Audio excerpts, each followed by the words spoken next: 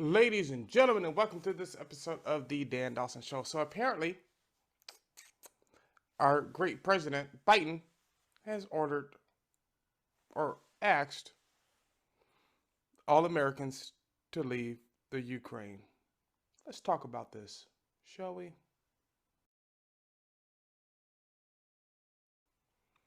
Ladies and gentlemen, and welcome to this episode of the Dan Dawson Show. So let's talk about this, shall we? I'm going to show you a Fox video. It's actually kind of long. I kind of didn't want to play it, but hey, I'm going to. At the end of the video, I'm going to tell you a couple of little funny stories about me working with the Russian Spetsnaz. Director of Global Engagement under President Obama, Brett Bruin, former Trump 2020 Press Communications Director, Aaron Perini, and former National Security Council Chief of Staff, Fred Fleitz. All right, Brett, let's begin with you. I think it's fair to say most people feel like you have to go through congressional lawmakers if you're going to involve American troops in a war. This seems to be obvious to me. Is the White House not seeing it this way? No, Kevin, I think what the White House is seeing right now is a potential threat to American citizens in Ukraine, as well as our NATO allies and Ukraine itself. And so there are certain powers that are vested within the presidency, vested within the commander-in-chief, and that is what I think is necessary in order to keep our nation safe and, quite frankly, to keep the confidence of our allies strong. Aaron, a lot of people in Washington, and I imagine elsewhere around the country, simply feel like, what does this have to do with me? Does it help the guy in the Barca Lounger in Ames, Iowa? Why are we over there? And in particular, why are we endangering American forces when the border between Ukraine and Russia would appear to be, for many, a problem between Russia and Ukraine? Well, there are a couple of points I would make on why this matters. One, it matters because you are looking at an administration that has not been strong when it comes to national security and national security policies, especially when it comes to emboldening Putin and Russia and gifting them Nord Stream 2. There was an opportunity for Congress to stand up in January, provide further sanctions to stop the Nord Stream 2 pipeline and stop and emboldening Russia. And instead, 44 Senate Democrats voted against that. So it does matter to the American people what is happening, especially because Ukraine is such an ally of the United States. And Joe Biden sold them out, and so did Senate Democrats so quickly. Fred, I just wonder, it seems that the U.S. is very strong about what may be happening between the Russians and the Ukrainians, and yet it doesn't appear to have taken on the same level of urgency, at least among some of the powers in Europe. Am I misreading that? I don't see the Germans, for example, overly exercised about this possibility. Am I wrong? No, I think that's an important observation. The Germans have definitely not been as involved because Germany is so dependent on Russian natural gas, and they've shut down their nuclear power plants. They're shutting down their coal-fired electricity plants. NATO really has been divided. We see members of NATO members, European leaders, meeting with Russia separately. The French have convened meetings with the Germans, the Ukrainians, the Russians without the United States. So I think Putin has achieved something here. He has divided NATO to a certain point. But I also would argue that one problem here is that Ukraine is not a NATO member. And we're not going to send American troops into a country like that, which would start possibly a nuclear war with Russia when Ukraine's not a member of NATO. It's a difficult position. We have to stand our ground on self-determination and the rule of law, but no troops can go into Ukraine. Yeah, very interesting that you point that out. I want to bring you back into the conversation, Brett. There are American forces in Ukraine at this very hour. The administration acknowledging that they are clearly in harm's way as long as they are on the ground. If you're advising this administration, what would be the number one bit of advice you might give them? Well, I think, one, we've got to up our game. It's a football weekend. Vladimir Putin is playing in the Super Bowl of international strategy, and we're still, unfortunately, trying to figure out how to get the ball down the field. And I think it's unfortunate because we've lost confidence from a lot of allies, and that is why I think you're seeing the kind of divisions and the doubts in Germany, France, elsewhere in Europe. So we have got to put forward a much stronger strategy. You know, today we heard from Jake Sullivan a warning to Americans. I think we need a much stronger warning to Vladimir Putin and not just slapping on a few more economic sanctions. Aaron, whenever I think about this administration and its broad support from the mainstream media, I think that pretty much goes without saying, and yet there have been some, even the New York Times, wondering if this particular administration is in a particularly weak position as it relates to trying to rein in Russian aggression. What is your sense as we look now, perilously perhaps, at the next 24, 48, 72 hours? Yeah, this has been an administration mired by geopolitical disaster after disaster. I mean, you look at Afghanistan, it was only a matter of time until the media came around to reporting the facts that Joe Biden has been weak when it's come to geopolitical politics here. He has emboldened Putin. They went as far as Blinken going out and saying that the pipeline was pretty much done, even though sanctions had stopped it up to that point, the Nord Stream 2 pipeline, which empowers Russia to circumvent Ukraine, possibly destroying their gas infrastructure altogether to give energy to other countries. When you see that, when you see a president not standing and putting forward congressionally mandated sanctions that were working and emboldening Putin, of course you're going to see the media eventually, in some limited fashion, start to turn on them. Joe Biden has weakened the United States across the board. Afghanistan was one, and what we see here in Ukraine should worry the American people and the world as a whole, because this feckless, weak leadership is endangering countless individuals, honestly. Fred, the last 30 seconds to you. Based on everything you're seeing right now, is there any way that there's a pullback from the precipice, either by the Russians or perhaps some way, somehow the U.S. and the French get Vladimir Putin to reconsider? I think an invasion is inevitable, not simply because of the accelerated troop buildup, but because of the way British and French officials were snubbed this week when they visited Moscow. I don't think Putin is interested in talking. He's not interested in concession from the West. We should still try, but I think asking Americans to get out of Ukraine right now was the right move. Fred, Aaron, and Brett, thank you as always. We appreciate your time and joining us here tonight on Fox News at Night. If something happens here over the weekend, obviously we may reach out again. In the meantime, you all have a good weekend. Thank you. Thanks, Kevin. Good to be here. Ladies and gentlemen, I promised you a story about working with the Russians. Actually, I have two. So you get two for the price of one tonight. So we used to work with the Russian Spetsnaz. And this was in Bosnia. And I got two stories from Bosnia. So one involved a Chinese lieutenant in the American Army. Lieutenant Chung. I'll never forget his name. So we were showing the Russian Spetsnaz how we do our IVs. So what I did was, as the medic, the one teaching the class, I think I was still at E4 at that time. So I stuck my IV. So when you stick an IV and you don't cut it off, when you stand up, it all bleeds out. So what I did was I stuck my IV, put my BDU back down, and just let it cake in blood. Let it cake in blood before I had one of the Russian soldiers finally tap it off. Because if the fluid's not going in, your blood's draining out. That's how IVs work. Well, Lieutenant Chung went to our commander, Captain Higginbotham. Captain Higginbotham called me over. And I walk over as an E4, as a medic. My BDUs, I mean, it ran all down the side of my legs. Because it wasn't a short class. It's like, by the time I got to that point, I had about 7-8 minutes left of draining blood.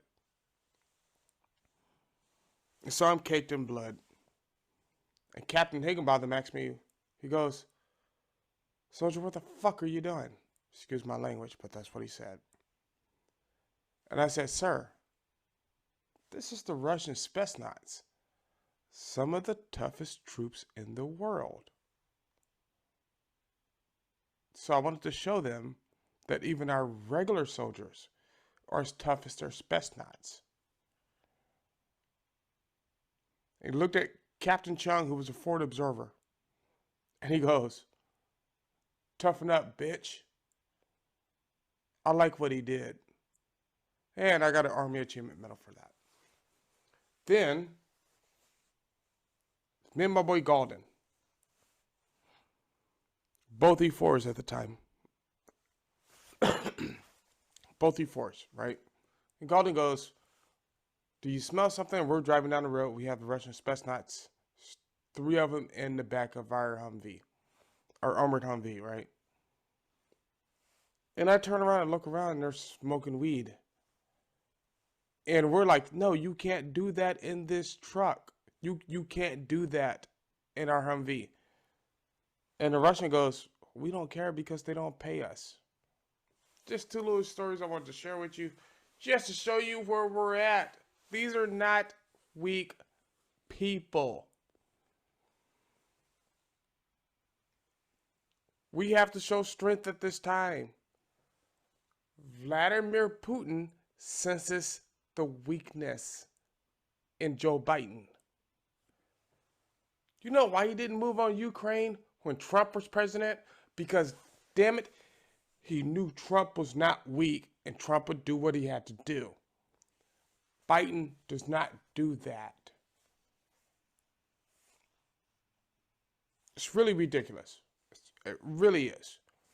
So, for those of you who don't know, we still have 300 American soldiers in the Ukraine and an unspecified number of special forces. They're not planning on pulling them back. So what Biden is saying right now is everybody get out of, if you're a U.S. citizen, get out of Ukraine. He came out and said that, leave. He said that, get out immediately, next 24 to 48 hours. So what happens if one Russian soldier cracks and kills one U.S. soldier? Nothing, because the left doesn't care. They don't care about our soldiers. They don't care about our truckers. They don't care about our everyday people. They care about their money and their power. They've been exposed. And this is just exposing them more. I'm not even mad at Vladimir Putin because he's exposing them. They've been getting exposed now for 4 or 5 years.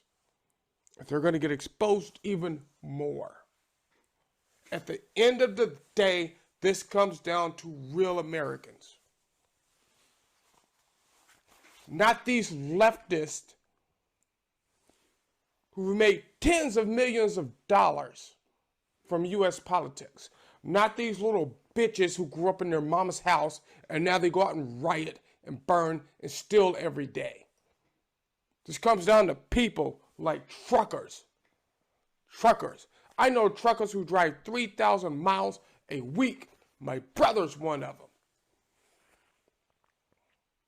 I know kids who get in their police cars every day and patrol the highways, who answer your 911 calls. I know kids who come home from combat, literally 22-year-old kid, and are so damaged their life is destroyed. I know ranchers who get up every morning and do what they got to do. I know people who own simple little barbecue restaurants who are in the restaurant at 5 o'clock in the morning. Yet, we have the Bidens and the Psaki's and the Pelosi's and the Maxine Waters and the people who write their stupid ass little articles and they teach dumb ass shit at places like Harvard. Cut the tires on a semi as you take their gas. If you've ever seen a semi truck tire explode, you don't want to cut that tire. And they're against us. Ladies and gentlemen, we are at civil war. And I'm all cool with it. I say let's do it. Hey, get it on. Get it on. Because we don't even have to fight you. We just have to stop serving you. Striking thing, right? I don't even have to pick up a weapon. I can just stop doing what I do. Or at least not do it for you. And I'm still making my money. But you don't have my services. Ladies and gentlemen, it's shit like this. I'm telling you now, if you're a U.S. citizen and you don't get out of Ukraine, you're going to get left. We still have people in Afghanistan. How do I know? How do I know?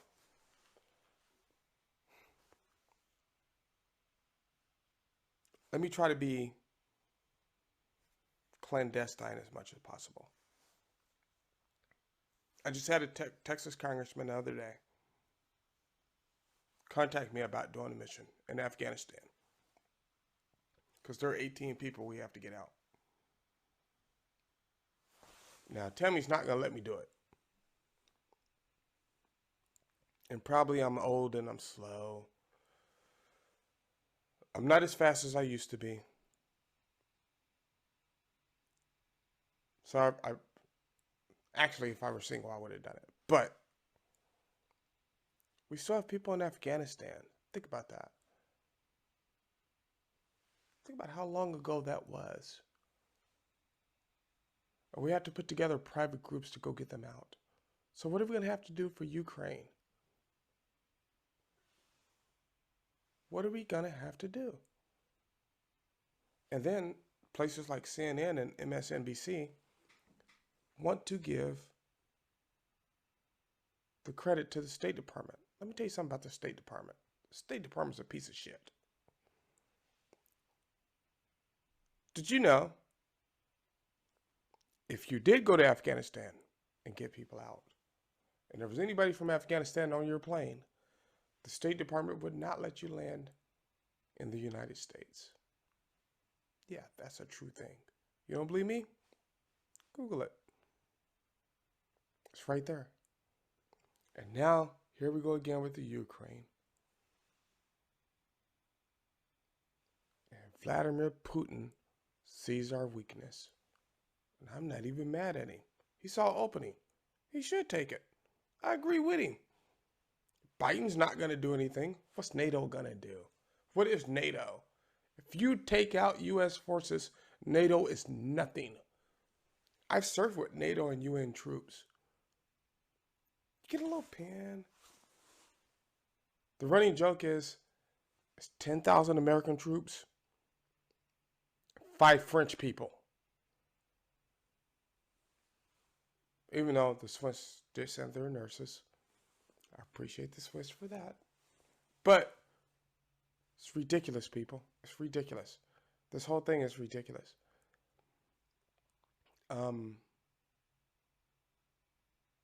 We're in a bad time and a bad place. It's really counterproductive to where we want to be in the world. And that's because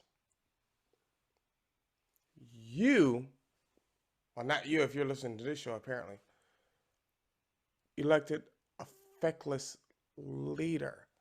But this is who the Democrats put in charge. The U.S. has fallen. I have no more hope for it.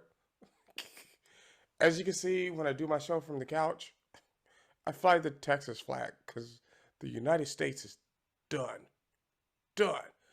Get the fuck out of these liberal cities if you can, because they're ridiculous. It's ridiculous. I'm sorry. It was a little bit of a rant. I wasn't planning on going on that long, but hey, it is what it is. Like, subscribe, share, and as always, especially in these days and times, keep your powder dry. Protect your Second Amendment rights. As always, do what you got to do.